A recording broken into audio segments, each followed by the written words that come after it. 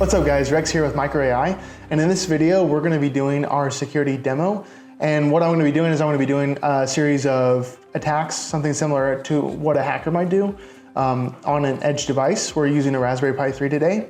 And what's really cool is that we're going to be able to see the dashboard, pick up what exactly is going on. In this video, I'm not going to go over how to set up a device for security because we've already done videos for that. So if you need to see how to put video on your Linux ARM device, your Linux device, your Windows device, or in a Docker container, they'll be linked down in the description below. But really what we're doing with MicroAI's security is we're using artificial intelligence to monitor your device, and we monitor specific hardware and network channels. And from those channels, we're able to determine give you alerts and determine what's going on with it. If a hacker is maybe scanning ports, maybe he's using an exploit. We're gonna go through the entire 0-day kill chain. And that's what we do, is we detect what a hacker is doing before he's even able to download any malware onto your device. So before a hacker can actually do a DDoS attack or copy data, he has to do reconnaissance, so he has to assess a network. He has to find an exploitable device, do assessment on that device, define exploitable ports, and then he has to deliver an exploit to that device that's going to give him limited shell access. And then after that, he needs to install a backdoor on the device so he can access it whenever he wants. And he's gonna probably create a root user, escalate privileges with that root user, and be able to do a couple of different things. And then once he has full shell access to the device, then that's when they start doing the real attacks. And so MicroAI Security is we detect every step at the kill chain. We're able to give alerts, give a health score drop, show you what exactly is going on with the device. All right, so going back here to the screen, here I'm in MicroAI's Launchpad. So when you log into Launchpad, you'll have a bunch of tabs over here. And so we already have this device registered and trained. So if you have a device that's been registered, it's registered to a profile, it's been trained, you're gonna come down here to this grid here that's called apps. Open it up and you're gonna click on security and monitoring, which is gonna open up this page. And you see here I have a Raspberry Pi that's been activated. And what you do is you click on the device ID here. So if I click on that, it's gonna open up this page, which this is where we have the device. Now this device has only been trained for about 5 minutes, so it really hasn't been trained under a full load. In a real situation, if you have if you're running MicroAI Security on a server or even an edge device like an PLC, an edge gateway, something like that, you want to run it through a full load. And what that means is, like, if a normal device's cycle time is like a full day of receiving information from multiple different devices, we want to be able to train for that full day. This Raspberry Pi has been trained for a full day. Again, it's only been trained for 5 minutes. So the health score here looks a little wobbly. Sometimes we get different alerts just because I train in that 5 minutes, I don't get all the entire network load that's going to happen in a day. We're just using this for training purposes and demonstration purposes. But you'll still be able to see the full benefit of MicroAI Security. So I logged in here to my Kali Linux device. And Kali Linux comes preloaded with a lot of different abilities for ethical hackers to practice penetration testing, that sort of thing. So we're gonna go through the full kill chain here. So the first thing we do is we do port scanning. We scan the device. So I already know what the Raspberry Pi's IP address is, but in a real context, a hacker may have a bash script or something like that where they can scan an entire network, just find a range of different IPs and find all the different IPs under a specific subnet. So they can and then copy all those IPs to a text file or something like that. And then from there be able to do that. But we're gonna do just some reconnaissance on one device. So to do that, we do nmap 192.168.209. And then we're gonna do specify which ports. I'm gonna do 0 to 30. Just something small. You can scan all the way up to 50,000, So this does this scan really fast. You see here, it shows actually 2 open ports, port 21, port 22. So we have the SSH port and the FTP port open. So I'm going to actually see what the FTP port is. So after a hacker does reconnaissance, they're gonna do assessment. They're gonna assess the device. And to do that, they just type in NC 192.168, so the IP of the device they wanna assess, and then the port they wanna assess, which is 21. And it's gonna tell me, oh, this is using Pro FTPD 1.3.3C server. So it's using this specific FTP port server image on port 21. So then what we do is we open up Metasploit. So Metasploit is one of those built-in things to Kali Linux that a lot of hackers use. It has a lot of different exploits that you can use. It's just a built-in console with, allows you to search for different exploits, do a bunch of different other stuff when it comes to hacking.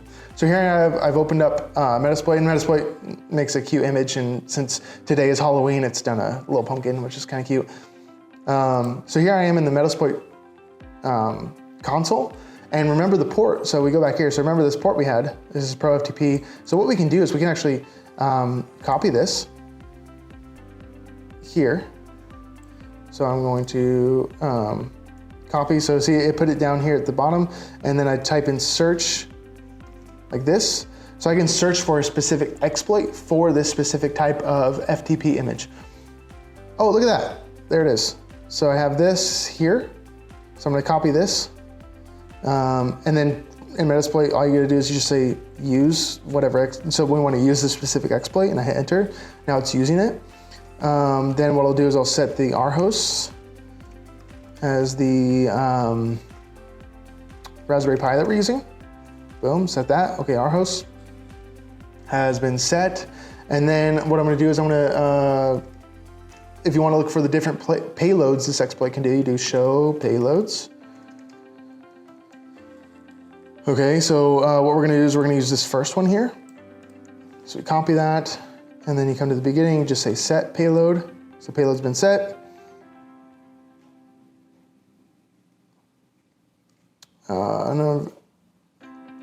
Set, oh, I forgot. Set payload is the command, then you copy it. Set payload, and then the name of the payload. Okay, so payload's been set, and then we just do exploit. You can do exploit or run, doesn't matter what you type in. It's gonna start exploiting it. And it's gonna be sending a backdoor command here. And this is going to give me limited shell access. So what I've done is I've done delivery and exploitation right now. So I'm exploiting to gain limited shell access on this Raspberry Pi Edge device. Boom. All right, I have limited shell access, and you can tell you have limited shell access because you can type in ls here.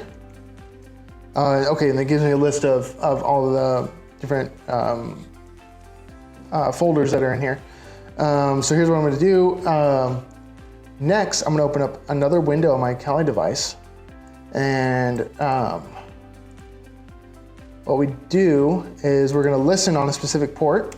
So listen, now the device is listening, and I have a Python script that's going to give me root access to this. I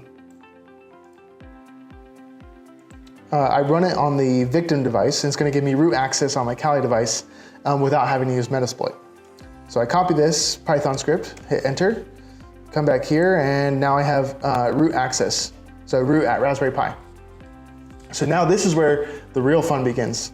Now that I've installed this, and now I have escalated my privileges even further, I can now create a new user on this device because now I have root privileges. In the limited shell I had before, I couldn't have made a new user. So what we do is we do sudo add user. And I am extremely sorry. I should have been showing you this here.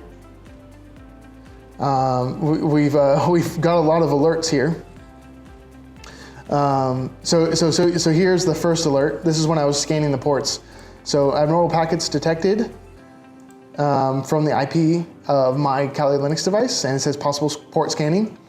Then when we did assessment, we just got abnormal packets. We got a security drop here. Let's go up further. So abnormal port protocol, the device received 3 packets on port 21 FTP. abnormal port protocol, and as you can see, the health score up here dropped a ton. It's almost down to 55. And then we're getting more and more alerts as we're going. So all those first steps of the kill chain that were all detected. You see here we've gotten a ton of alerts starting at 3:16 p.m. It's 3:21 p.m. on my computer. I don't know if you can see it, but that's the time here. So within the last 4 minutes, we've gotten a ton of alerts. So let's go back to my Kali Linux device here. So remember, we're going to do sudo add user. I am not a hacker. That's going to be my name. Okay. Oh, okay. And then Raspberry Pi has some naming conventions that it has to use, so we have to actually do this. Sudo add user force bad name, because the name I'm trying to use does not follow the normal naming convention that Raspberry Pi likes to use. I am not a hacker. Boom. Okay, and then it's going to ask you for a new password. We're going to call the password hack. That's going to retype password hack. This, you don't have to do full name or work phone. You can just say enter, enter, enter. Is this information correct? Yes. Okay, cool. So we have made a new user on the device. So I'm going to go back to my first window here, and I'm going to exit Metasploit. So now we should actually be able to gain access to this device through SSH. So if I do SSH, I am not a hacker at the IP of the Raspberry Pi. It's going to ask me for the password, which was hack. And there I am. I am inside the Raspberry Pi. So now I've taken command and control. So now let's go back and look at the alerts that we generated. So we've gotten some new alerts. This device received 22. Oh, here we go.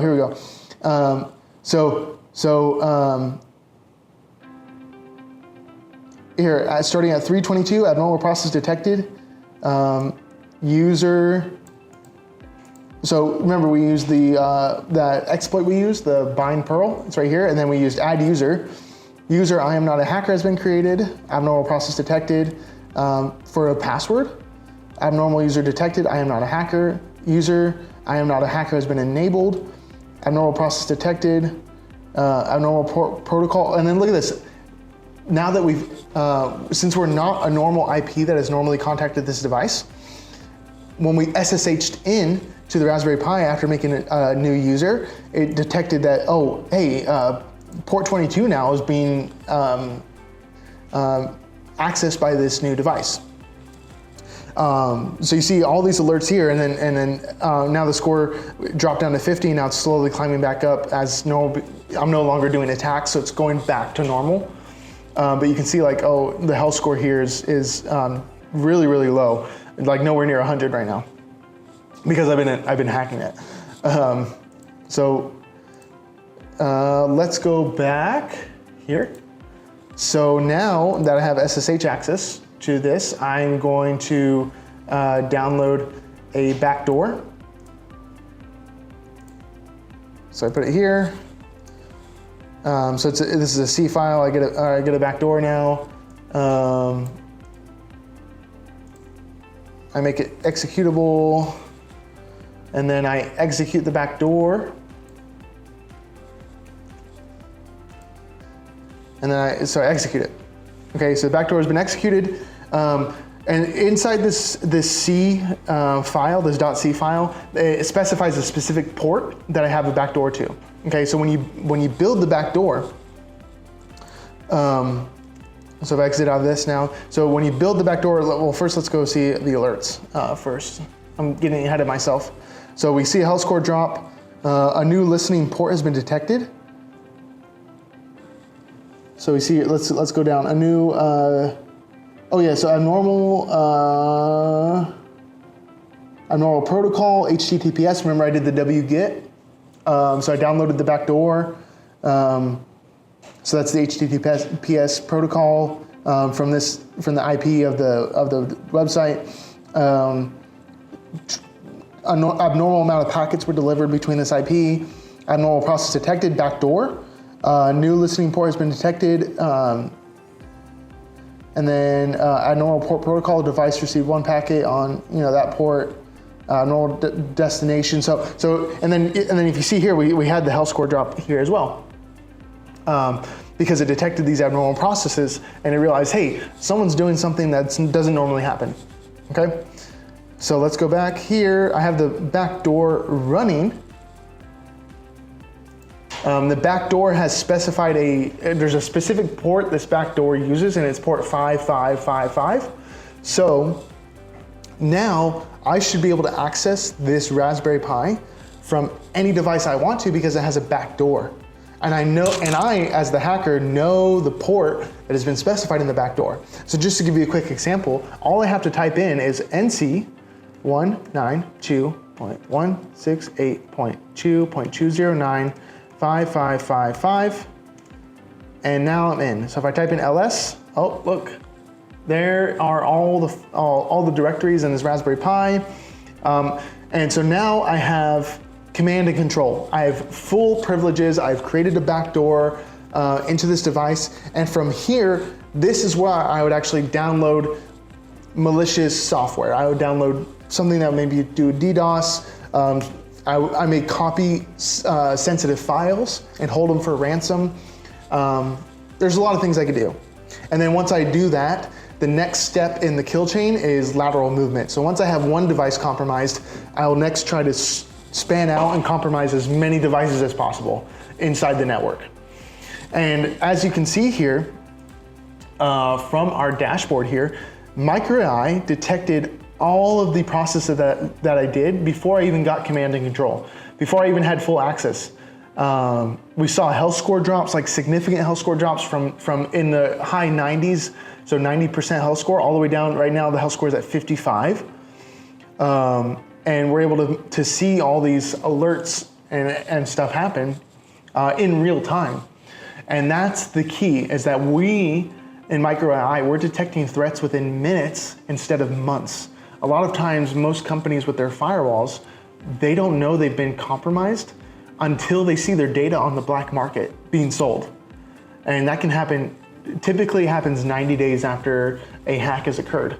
And so that's why what we are doing here at MicroAI is we're detecting threats within minutes instead of months, and alerting our clients to the threat immediately.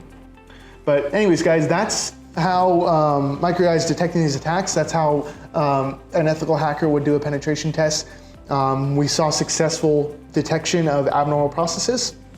And if you guys are looking to run MicroAI Security on your systems and your factories, on your edge devices, please feel free to reach out to MicroAI and have a quick consult with one of us. Thanks so much.